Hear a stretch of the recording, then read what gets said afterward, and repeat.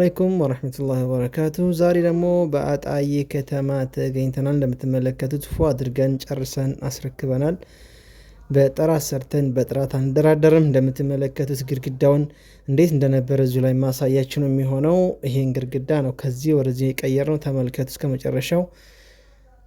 እንግዲህ ለቻናላችን አዲስ ከሆናችሁ ሰብስክራይብ አድርጎ ሀሳብ አስተያየት ካላችሁ ኮሜንት ላይ ጻፉልኝ። ማሰራት የምትፈልጉ ደግሞ የተንቀሳቀስን እየሰራ እንገኛለን። እንግዲህ አጣዬ አካባቢ ያላችሁ ሰንበቴ እስከ ሸዋሮቢት ድረስ እየሰራ ነው። ከዛም በላይ እስከ ደብረ ብርሃን ደብረ ሲና ድረስ እየሰራ እንገኛለን። እንግዲህ እንደምትመለከቱት ቤቱ ይሄን ነበር የሚመስለው ስንረከበው። እንግዲህ ይሄም በስንት ሰራ ነው የሚለውን አብሬ አያይዤ የምነግራችሁ ነው የሚሆነው። እንግዲህ መጀመሪያ ላይ የምናደርገው ምንድነው፣ ቦርድ ነው ያመረት ነው።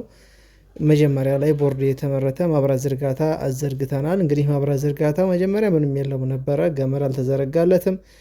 እንግዲህ ከማብራትና ከገመድ ውጭ ነው አጠቃላይ ስንት እንደፈጀ የምነግራችሁ።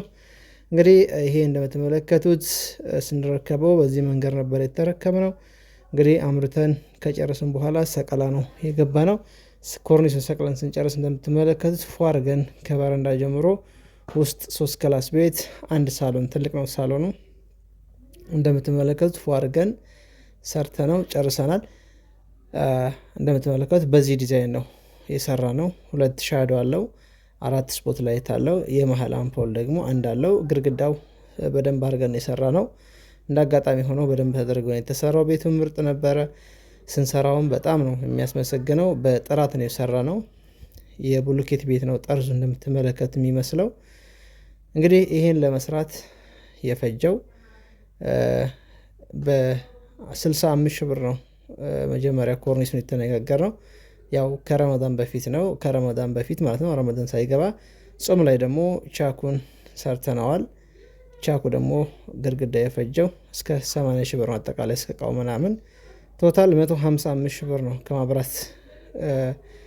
ከማብራት ውጭ እስከ 145 ሺህ ብር ነው። እስከ ማብራት ባለሙያ እስከ 155 ሺህ ብር ድረስ አካባቢ ነው የፈጀው ማለት ነው።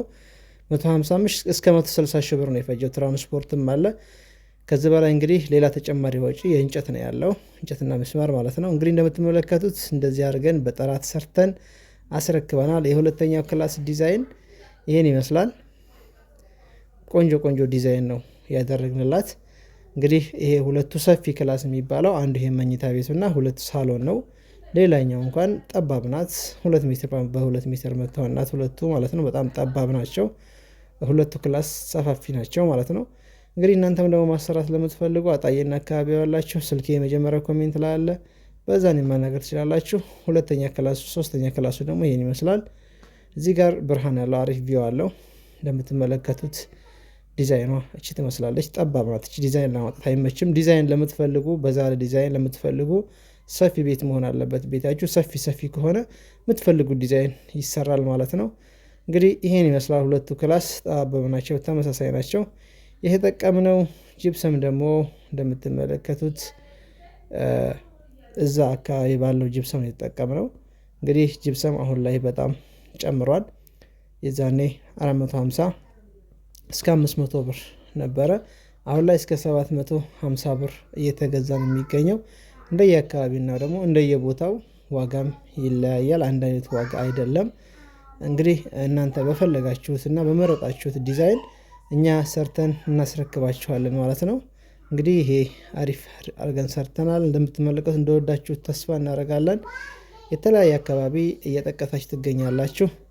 እኛ የተንቀሳቀስን እየሰራን እንገኛለን። እናንተ ብቻ ስልካችን የመጀመሪያ ኮሜንት ላይ አለ፣ በዛ ቀጥታ ማናገር ትችላላችሁ በውስጥ ማለት ነው። እስኪ ሀሳብ አስተያየታችሁን ኮሜንት ላይ ጻፉልኝ ደግሞ